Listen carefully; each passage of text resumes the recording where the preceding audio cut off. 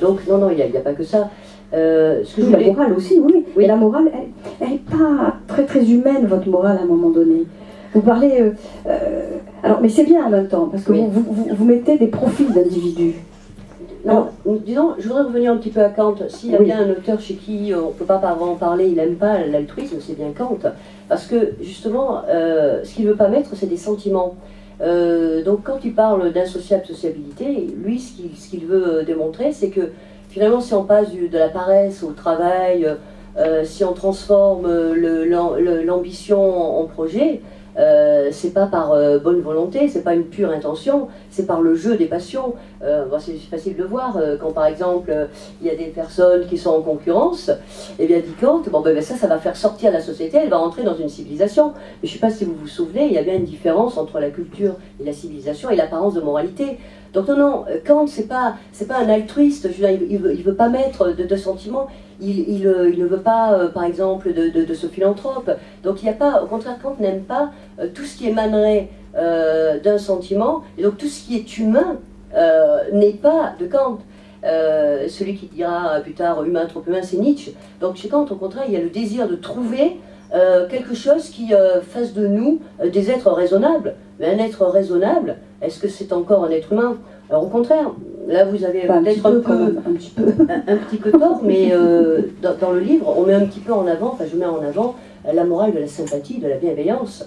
Je ne voudrais pas se dire c'est une apologie de la sympathie, de la bienveillance, alors je dois le reconnaître, c'est plutôt l'école écossaise David Hume, etc. Et au contraire, ce qui est intéressant, c'est de voir que des philosophes, eux, ils vont se demander, mais comment est-ce que la société est possible? Et bien c'est ce qu'on appelle la sympathie, mais c'est pas comme on dit aujourd'hui, t'es sympathique, tu cherches l'amitié, etc. Avant eux, il y avait les philosophes de l'Antiquité. Pourquoi ils ne voulaient pas qu'on entende parler d'amour? C'est encore dans le livre. Parce que dans l'amour, j'ai évoqué cette question et j'ai pas mal réfléchi, après avec l'exemple de la médecine et du comportement du médecin, parce que dans l'amour, c'est une question qu'on peut se poser, il y a quelque chose d'intéressé. C'est-à-dire, est-ce qu'on ne recherche pas son plaisir? Oui, c'est une grande question. Alors que l'amitié, généralement, les philosophes, bon, on peut en discuter bien sûr, ils préfèrent l'amitié à l'amour, c'est moins ambigu. Eh oui. Pas nécessairement, attendez, vous. Il faut quand même dire qu'il y a des philosophes qui peuvent tomber amoureux. Un petit peu quand même. Oui, mais ça devient des créatures, des êtres de raison, pure absolue, qui ne sont pas capables de sentiments, d'amour, si ce n'est d'amitié. Non mais l'amitié c'est... Qu'est-ce que c'est qu'un sentiment? Non mais... Parce que l'amour c'est peut-être avoir besoin d'être reconnu dans les yeux de l'autre. C'est beaucoup plus joli comme histoire. Non mais philosophiquement... Il y a quand même, si vous parlez seulement du plaisir, dans ces cas-là on couche avec le voisin, on se fait plaisir, ne parlez pas d'amour là. On est bien d'accord, il y a une différence de peut-être de degré entre les deux. Ce qui ne veut pas dire effectivement qu'il n'y a pas de l'amour intéressé. Il y a peut-être la reconnaissance qui est d'une forme existée. Je sais pas que je suis fade, terne, moche, d'un coup je le croise, il m'a vu. Ça y est, j'ai l'impression d'exister dans le regard de l'autre. Et je me sens belle du coup. Ça ne peut pas être forcément cherché, voulu, intentionnel. Ça peut être circonstanciel cette histoire. Mais il peut y avoir quand même de l'amour, et les philosophes peuvent tomber amoureux quand même. Oui, mais vous verrez dans la passion amoureuse comment effectivement on parle du désir qui peut conduire soit à la sublimation, à la cristallisation, à la perte de soi, et comment justement Platon, c'est très drôle, montre finalement entre deux amants ce qui peut les perdre, parce qu'en fait à force de vouloir enrichir l'autre, de passer son temps, il perd tous ses amis, le dit-on, voilà, et quand on perd l'être aimé, on retrouve ses amis. Donc si l'amitié, elle semble préférée, elle semble beaucoup plus désintéressée. Encore faut-il faire attention. Il ne faut pas qu'il y ait une grande différence sociale, parce que là, l'amitié est aussi faussée. C'est l'amitié au niveau des valeurs.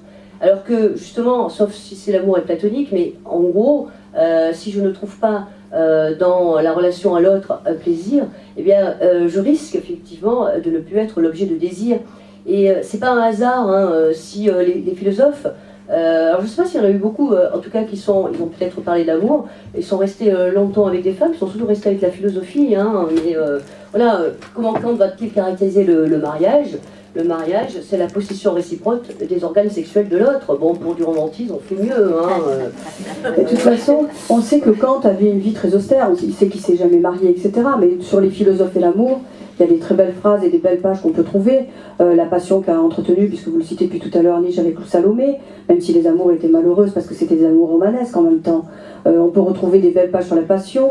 On voit que dans l'Antiquité, quand Platon explique justement ce que c'est l'amour, il explique dans le Phèdre et dans le Banquet que la promotion de canapé, c'est-à-dire tout ce qui est sexuel pour être de l'ordre du sexuel, finalement c'est pas de l'amour. Mais il aborde l'idée que peut-être l'élévation, le fait qu'on peut aimer l'autre pour aussi ce qu'il est, bien plus que pour ce qu'il représente physiquement, ou l'attrait qui fait que il a un statut social, il a ceci ou cela, fait que justement on peut arriver à un amour contemplatif, aimer une belle âme, au sens un beau caractère, quelqu'un qui vous séduit et avec qui vous pouvez vivre quelque chose de beau. Il y a de grandes pages sur l'amour en philosophie, mais en même temps les philosophes, c'est pas les littéraires, on n'est pas chez Stendhal avec la cristallisation. Les philosophes, c'est pas leur propos. Maintenant, quand on fait l'histoire des philosophes, ils vivaient avec des femmes, ils avaient des relations sexuelles, il y en avait qui étaient plus épanouis que d'autres, comme j'ai envie de dire, les trois quarts des hommes qui vivaient dans d'autres styles de domaine. J'imagine le chevalier qui partait à la guerre avec madame qui cousait dans la fenêtre, le bonheur que ça devait être aussi, quoi. Faut pas s'imaginer que les philosophes, c'était que des vieux grincheux qui n'étaient pas capables d'amour. Ils ont eu des belles histoires d'amour. Descartes était marié, vous l'avez cité tout à l'heure, il avait des enfants. Ils avaient des vies sociales. Il avait 2 enfants. Descartes, il a eu sa petite fille qui est morte quasiment née. Il a eu ce drame humain pour lui. C'est pour ça qu'il a eu du mal, d'ailleurs, à parler sur les passions. C'était très compliqué. Mais l'amour, je pense que c'est quelque chose qui est possible en philosophie. Alors après, il ne sera pas décliné dans le romanesque comme en littérature.